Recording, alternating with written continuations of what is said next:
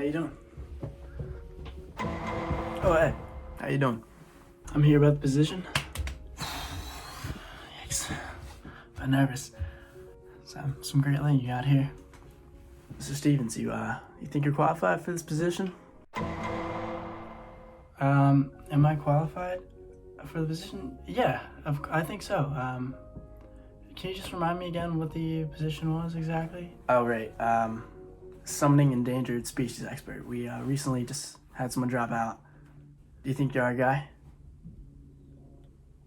Oh, no, yeah. No, I'm certainly qualified for this position. Well, because I went to college, that's how you get jobs, right? By going to college. So, where do I begin?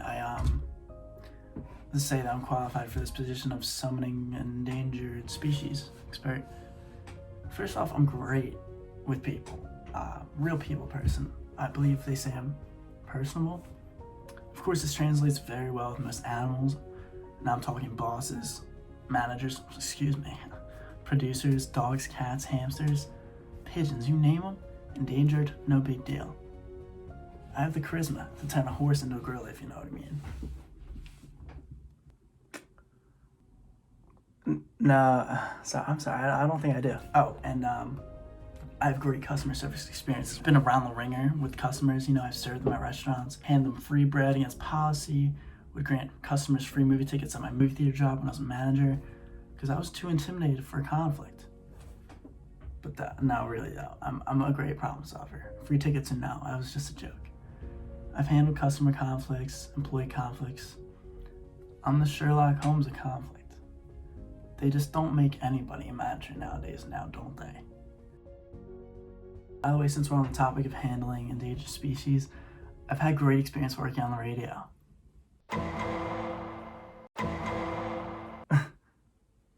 Oh wait, was that a joke? I'm sorry. I see we're talking about endangered species and the radio's dying breed. I hope that joke wasn't too clever for you. Is this related to the job? Oh, that's fine, whatever. I hosted my own radio show though, Freak on Friday, where I would do a lot more talking than I was allowed to. It was called Dumb Air, but in my opinion, it's a dumb rule. And let's be real, those who follow rules never really get anywhere anyway.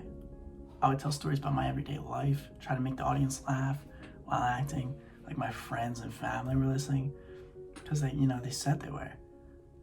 And I also brought on musical guests like a young up-and-coming artist, Noah Richardson. I've also interviewed musical legend Tom Rush. And I even brought on my brother and got him to speak, which, believe me, is no easy feat. If I can make him talk, I can make anyone talk. I'm not gonna lie, dude's probably killed someone. Well, he was. Speaking of killing, one of my favorite stories I told on air was about my favorite pizza place. The woman who owned it killed her husband and tried to hide the evidence in the pizza dumpster. Yeah, it was a real shame, but yeah. It was great pizza though.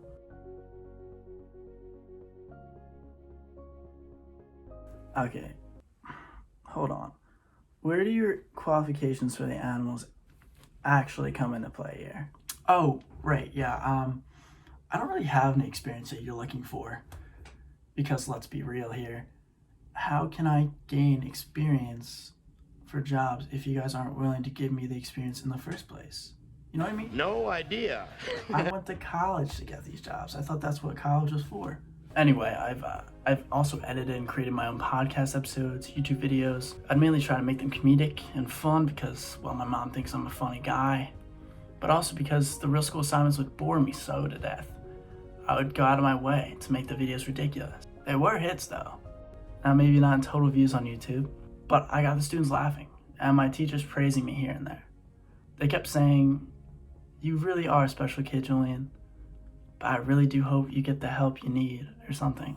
They always said that part with I didn't really understand, but I even got a fist bump from my one professor whose name is Mr. McCool. I'm talking MC Cool.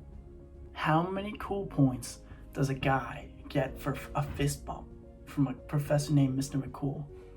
Like 4? Oh yeah, and I'm not convinced that's his real name.